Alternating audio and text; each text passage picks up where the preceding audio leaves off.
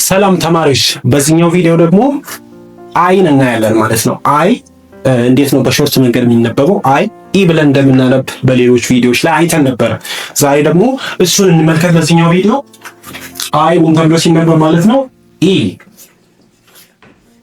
በሾርት እንግዲህ አይ ኢ ተብሎ ይነበባል። ከዚህ በፊት በነበሩ በቀደም ቪዲዮዎች ላይ ደግሞ ማየት ትችላላችሁ ማለት ነው። ተመልሳችሁ አይ ምን ተብሎ ይነበባል በሾርት? ኢ። ሾርት ምን ማለት ነው የሚለውን ነገር በሌሎች ቪዲዮዎች ላይ ኤክስፕሌን ስላደረኩላችሁ እዛ ቪዲዮዎች ላይ ገብታችሁ ማየት ትችላላችሁ። አይ ኢ ተብሎ ሲነበብ ማለት ነው በሾርት። እንግዲህ ለምሳሌ ይሄ ብ ተብሎ ይነበባል ብቻውን ቢሆን ማለት ነው። ብ። እንዲህ ሲሆን ደግሞ ቢ፣ ምክንያቱም ይሄኛው ብ ነው። ይሄ ደግሞ ምን ተብሎ ይነበባል? ኢ ተብሎ ይነበባል። አንድ ላይ ስናነበው ቢ ቢ። እዚህ ጋር አሁን ትን ብጨምር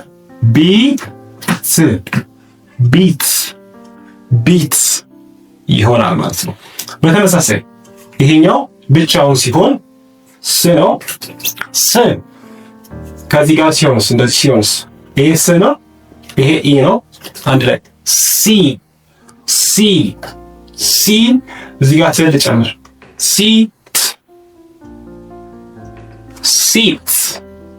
ሲት ይሆናል ማለት ነው።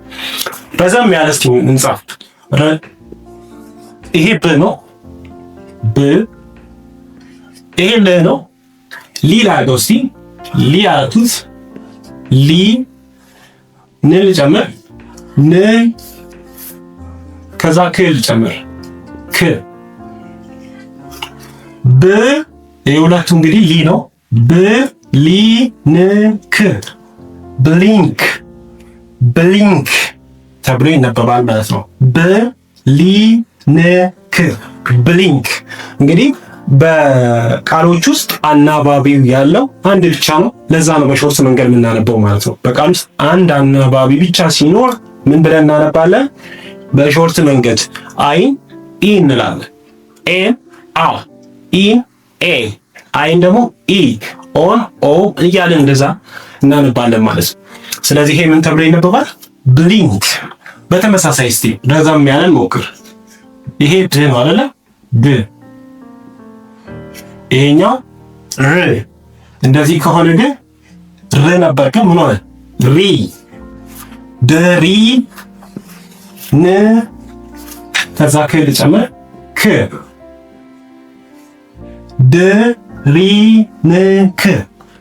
ድሪንክ ድሪንክ ብለን እናነባለን ማለት ነው።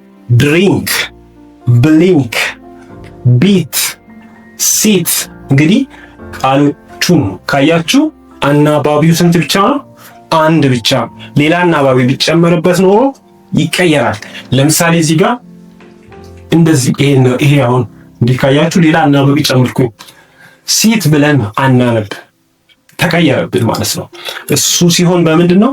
በሎንግ ወይም ረዘም ያለው። እንግዲህ በሚመጡ ቪዲዮዎች ላይ እነሱን እንማራለን። አሁን ለዚህ ከሆነ አናባቢ ሁለት ይሆናል፣ የምናነብበት መንገድ ሙሉ በሙሉ ይቀየራል ማለት ነው። ይሄንን በደንብ አድርጋችሁ እያሰባችሁ ማለት ነው። ስለዚህ አጠፋሁት ምን ሆነ ማለት ነው?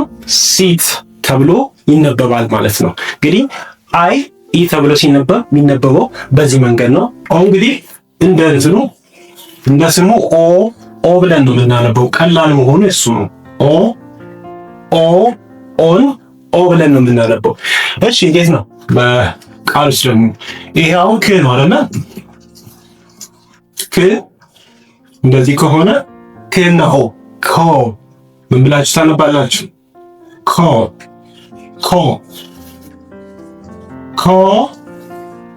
ት።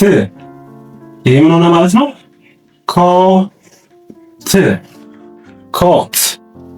ኮት። ሌላስ እስቲ?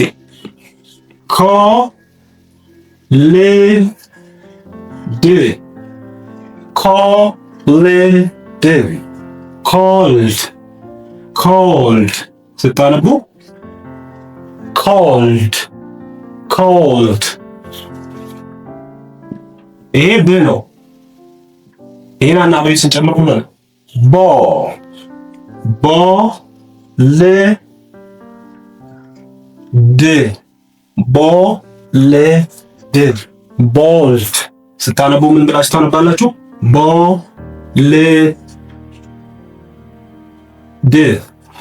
ቦልድ። እሺ ሌላ ምሳሌ ነው።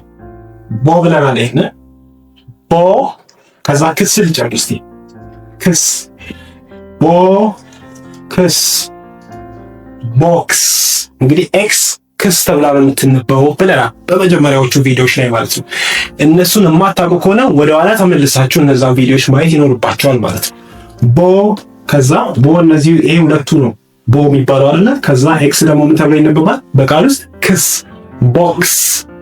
ሌላስ? ፎክስ ምናምን እያለን ማንበብ እንችላለን ማለት ነው። ስለዚህ ቦክስ። እስቲ ሌላ ምሳሌ ረዘም ያለ ይሄ በ ነው አይደለ? ቦ ሆነ።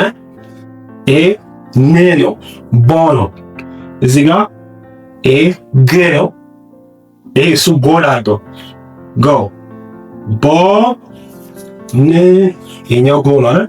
ጎ ቦንጎ ቦንጎ ቦንጎ እያልን እናነባለን ማለት። እስኪ ከሌሎች አናባቢዎች ጋር ለምሳሌ ይሄኛው ማ ነው፣ ይሄ ን ነው፣ ይሄ ግ እንደዚህ ከሆነ ጎ ማ ይሄኛው ን ነው፣ ን ይሄኛው ደግሞ ጎ ማንጎ ብለን ይሄንን እናነባለን ማለት ነው። ስለዚህ ኦ ቀለል ያሉ እነዚህን ደግሞ ምሳሌዎች እናንተ በራሳችሁ በቤታችሁ ሞክሯቸው እንግዲህ። ስለዚህ በዚህ መንገድ ቀለል አድርገን ኦን እናነባለን ማለት ነው። ጥያቄ ካላችሁ ኮሜንት ላይ አስቀምጡ። እነዚህን ጥያቄዎች ደግሞ እናንተ በግላችሁ ቤታችሁ ስራቸው። የሾርት ቪዲዮ እናያለን። ዩን ማለት ነው። ዩ እንግዲህ ተብሎ ይነበባል። ሲጋር ጻፍላችሁ። ዩ ሲነበብ በቃል ውስጥ በሾርት ማለት ነው። ሾርት ማለት እንግዲህ በቃል ውስጥ አንድ አናባቢ ሲሆን ነው። ብዙ ጊዜ ምን ብለን እናነባለን?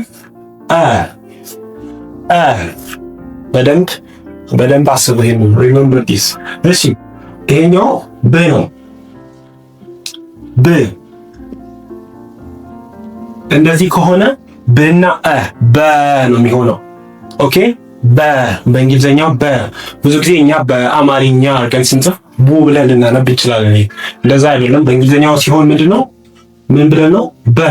ምክንያቱም ይሄ ብ ነው፣ ይሄኛው ደግሞ ተብሎ ስለሚባል ይኸው በ ማለት አንደኛው ቤተሰብ በቃል እንመልከት። በት ይሄ ከ ነው። እንዲህ ከሆነ ከት አይደለ?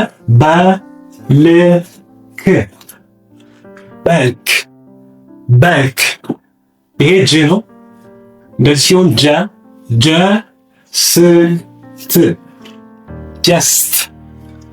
ጀስት። ሌላ ምሳሌ ማየት እንችላለን። ይሄ ት ነው። ይሄኛውስ ረ ነው አይደለ? እንደዚህ ከሆነ ስን ጨመርኩኝ